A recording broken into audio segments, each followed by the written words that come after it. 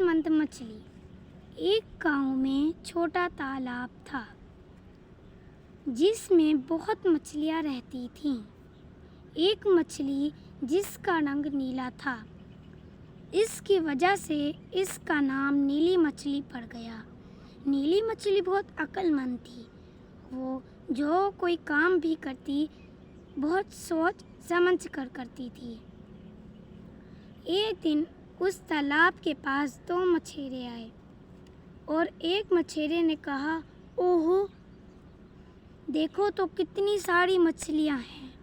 कल हम आएंगे और इन सब मछलियों को पकड़ कर ले जाएंगे। ये बात नीली मछली ने सुन ली और वो जाकर दूसरी मछलियों को सुनाने लगी।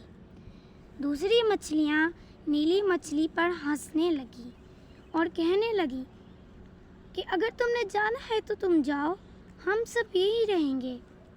उसी रात अक्लमंद मछली तालाब छोड़कर छोटी झील के जरिए नदी में चली गई।